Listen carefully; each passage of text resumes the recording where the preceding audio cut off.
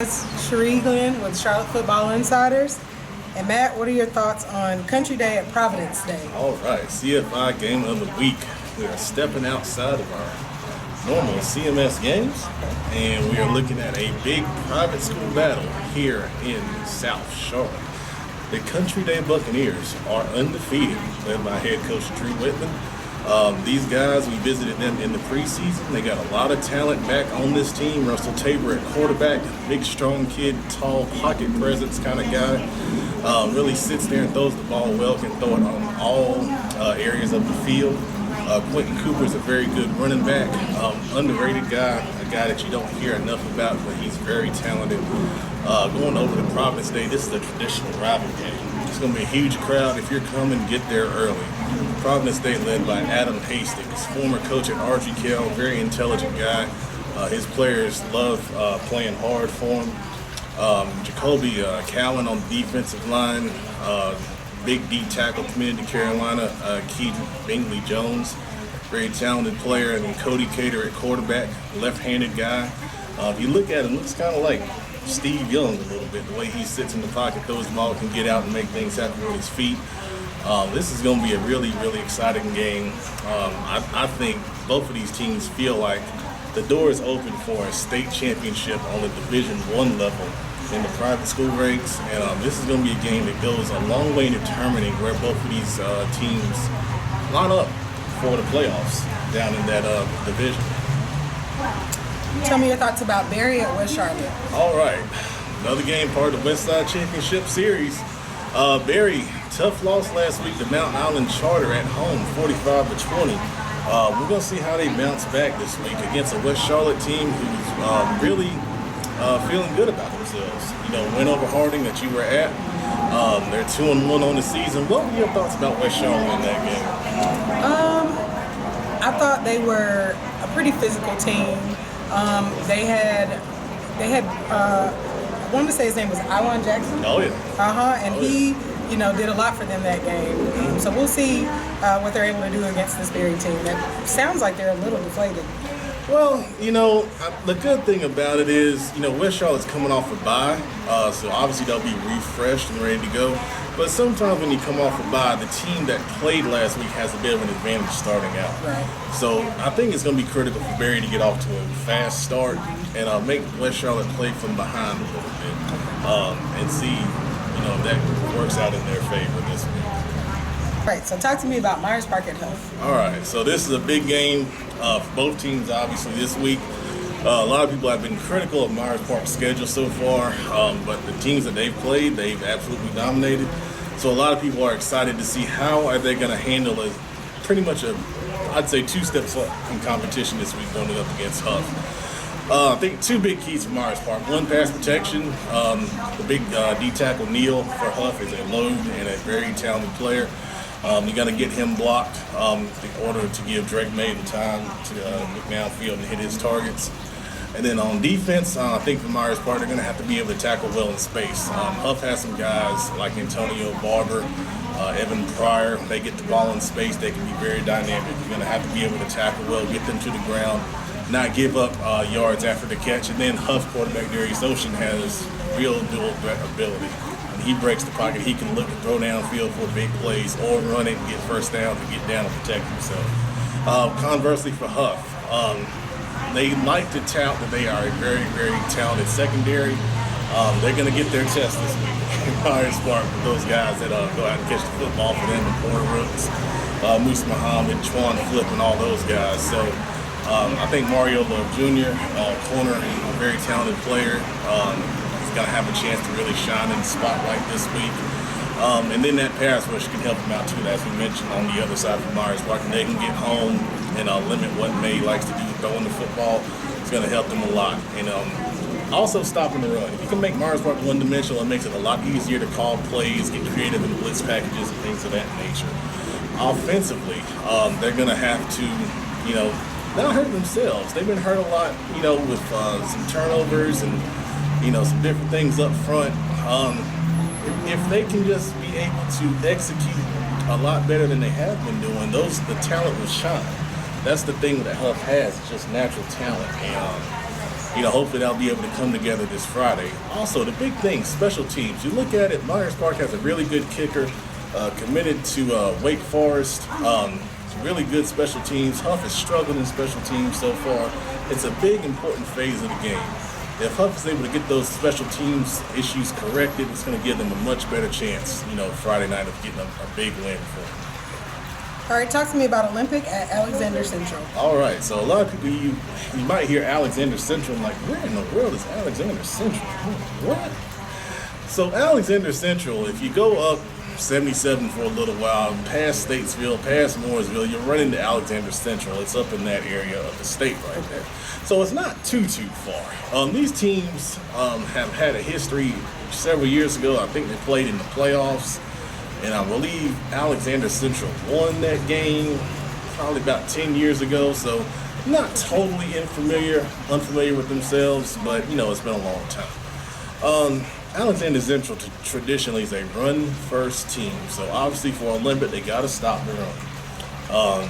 They're 3-1 on the season. They're not a pushover. Olympics gonna have to come in here and really do some film study, find out their tendencies, what they do well, and eliminate those number 1, number 2 run plays, make them go to something else that they don't feel comfortable in running. And then, conversely for Olympic, when you play a team outside of Charlotte, the first thing you want to see is how do they handle, athletes in space, because that's one of the things that, when you get into the playoffs, start playing teams outside the region, usually one of the advantages is, athletes and making plays and, so they're going to look to, isolate their guys, and put the ball in their hands and let them go to work. Cameron Smith, I think, is a player that can, really shine in a game like this. He has some elite athletic ability for the running back position and can also catch the ball. They put him in the slot and do some different things with him. So it's going to be a really interesting game to look at right there. I always like to see teams, step out and play different teams, and this is one of those games.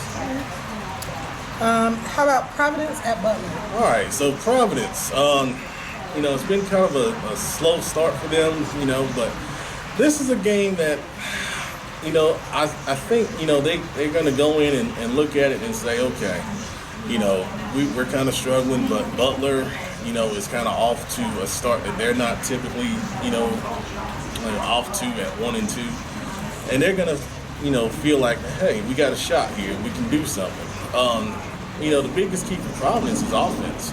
I think, offensively they've, kind of struggled to put points on the board all year long. They lost last week to Central Bears 30-16 at home. So Butler has a really good defense, and that's going to be a key. How do you move the ball consistently against that Butler defense? I think Butler does a good job in stopping the run and the pass. Their pass rush is good with John Park at the defensive end position coming off the football and wreaking havoc, making things happen. And, that's going to be a key for Providence. You got to get him blocked, get him controlled on the offensive side of the ball. And then conversely for Butler, a lot of teams have been loading up on Jamal Worthy in that running game. They developed some other guys coming off of that. Coach Brian Hales is very creative with his formations and play calling. I think you want to see the passing game take another step here. They got a good young quarterback there in Paris Metzger. You want to see him start throwing the football and making some plays down the field a little bit. And this is a good time pre-conference to do that in a game like this. Games at Butler, hopefully it'll be a good crowd and won't be as hot because I'm burning up right now. All right, talk to me about Harding at North Meck. All right, so Harding Rams, 3-1 on the season. They got a big win last week over the Rocky River Ravens, 20-14. And you, as the Rams reporter, were there. So I was there. What were you thinking about that? Well, Harding did a little bit of everything that game. They were scoring. They had offensive players scoring on defense. Oh. They had defensive players scoring on offense. Oh. They had, they just had a little bit of everything. It was a much tighter game than when they were playing Hopewell, but it was kind of similar. It was just a little bit of everything. So I'm just looking for them this week to, just ramp it up. North-Meck, not so good of a season. I'm not sure. I think they're 0-3, if I'm not mistaken. So this is another one of those games that, they think that they can just walk in there and, lay their jersey down, but, they may find out that they have to fight. So we'll see what their fight's going to be like this week. Well, I'll tell you right now, they're going to have to fight. North-Meck may be 0-3, but they are a well-coached bunch. This is not a typical season for them.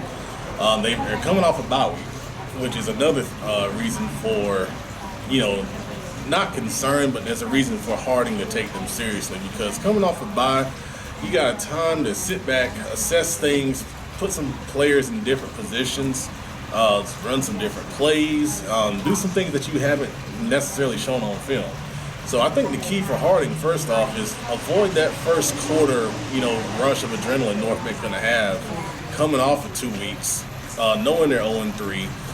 And wanting to, get out there and really get a bad taste out of their mouths. Now, for North-Meck, a couple different things here. They've had some issues stopping the run. And, of course, Harding, is a run-first team.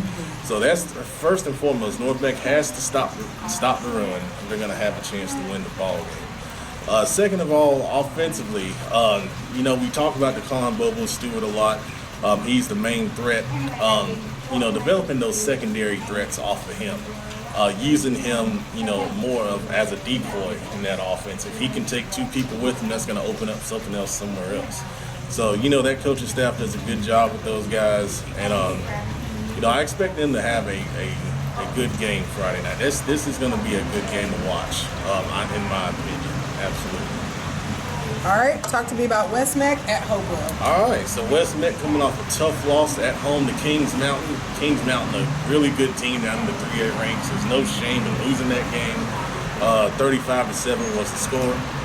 They go on the road. It seems like they've been at home all season. Yeah. Now they go on the road to take on Hopewell, who got their first win. Yes, they did. The season. I saw that. Big win over Guaranty, 49-6. Congrats to Coach Bird.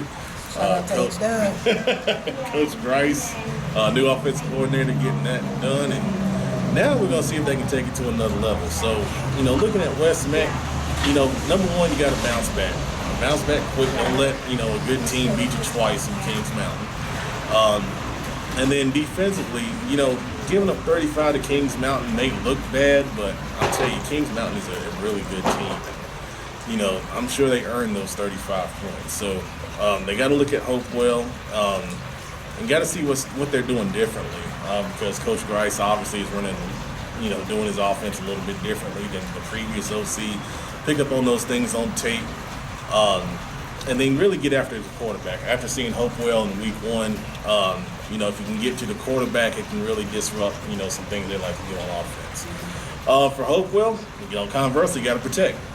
You got to protect A.J. Simpkins and let him sit back there and, get the ball to those playmakers they have on the outside, and Julian Gray and Jacob Polite, some really good kids with the football in their hands. And then defensively, you look at West-Meck on offense, they're a spread team, but they actually can run the ball pretty well. They got a young quarterback in Zaire Kinney, so if you're Hopewell, you got to shut down that run game first. And Jamari Taylor, he gets the ball in his hands in several different ways. You got to be able to slow him down in space. And even the quarterback, Kenny, he can be a dual threat guy. He can run the football too. So I think stopping the run first and foremost is the key for Hopewell. Make West-Meck throw the football. And that sounds crazy because you've seen West-Meck for years how well they've been able to throw the football. But, in a situation like this, I think that gives Hopewell the best chance to win right here.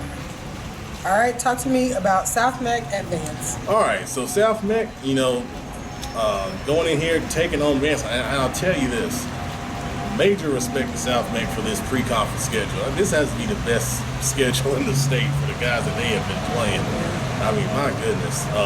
They'll be ready for conference play, I'll tell you that much. When you look at Vance, spread offense, dual threat quarterback, Austin Greer playing his old team right here. So there'll be plenty of motivation, I think, on both sides. For South-Meck, they got to contain, Greer in the pocket when they're on defense. Keep them in there, make them throw for there. Don't let them get outside and start hurting you in that way. And then they got to stop the run game, which is going to be very tough because Vance has 2 very, very, very dynamic backs. And Jalik Cooper and Joseph Morris, number 21 and number 22, respectively. When they get outside, they can really do some special things, with the football in their hands. And you flip it around, South-Meck on offense, my goodness, that Vance defense, we saw them up close when they played Hunter Huss. Just speed everywhere. To have success against them, you got to be patient, number one. And then number two, you got to try to slow them down a little bit with some misdirection type stuff. But even then, it's a tough chore, for that, South-Meck offense to try to get things going here this week. Vance, they're coming off a bye. So once again, you got to try to get back going real fast and don't fight the malaise because South-Meck has, been struggling and, just go out there and think they're going to lay down. They're not going to do that. Joe Evans' team will never do that. But the main thing is you're trying to get ready for conference. You don't want to have any injuries. Rotate your guys, keep them fresh, and get ready for the war. That is the odd man.